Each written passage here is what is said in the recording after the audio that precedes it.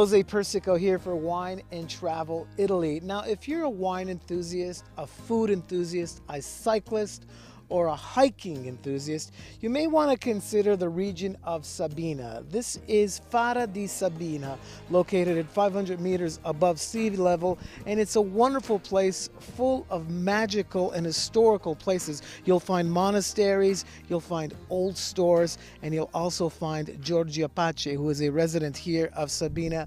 This is absolutely beautiful. Tell us about what people can expect when they visit the Sabina region. Well, this region is very rich in things to do, to see, to discover and to taste. You know, now we are in Fara di Sabina, that is an ancient village founded by Lombards in 7th century, and near here there is a famous abbey of Farfa that was a powerful abbey and is a Benedictine place, and it is one of the most important places near here. But as you can see, looking at the landscape, there are a lot of small little villages. Everyone has his castle, his museum, his recipes, so you can come here and go hiking, biking, tasting foods and discovering. It's just amazing because it's just located about 50 kilometers outside of Rome, northeast of Rome. And when you see villages like that, that's Tokyo, I understand. Tokyo? No, that one is Toffia. Toffia. You see, I'm sorry.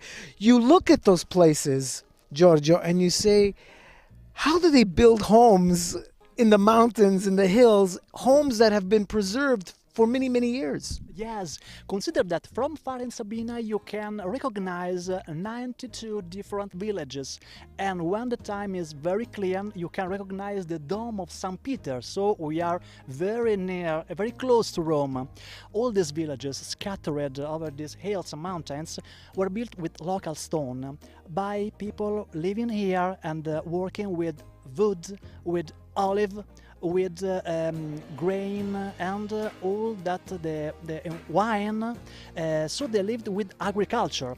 Now, of course, there is tourism, there is other kind of working in Rome or in other places, but still now they are very, very similar to their ancient aspect. So they follow the traditions and they live off the land. It's a farming community. Somehow I get the feeling that the people here have the secret for the fountain of youth, because everyone that I've met here in Sabina has a joyful spirit, has a young spirit. They're very simple people, aren't they? Yes, it's true. I live here since I was a child, but I wasn't born here, so I can say they are very lucky to be born here, in a place that is full of life, full of joy, full of differences. All these places are different each other, having in common their beauty, their peacefulness, but everyone has different characteristics and are submerged by nature. And obviously there's wonderful bed and breakfast accommodations here in the Sabina region. You can go to a lot of agriturismo, which are our food and accommodations, places that you eat local, farm fresh, and everything that you eat is from the place that you stay. Yes, you are right. This is the main characteristics of our agriturismos, and they are managed by the owners of the farms.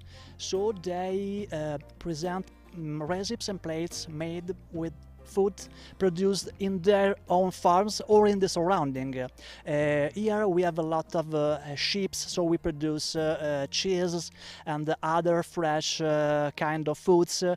Olive oil, of course, we spoke about it, wine, and all you can imagine and get. An abundance of food products here in the Sabina region of Italy. This is Fara di Sabina. Giorgio Pace, thank you so much for joining us. Just one of the many residents that you'll find here in Sabina. For Wine and Travel Italy, I'm Mose Persico. Ciao. Grazie. Ciao, grazie a voi, grazie.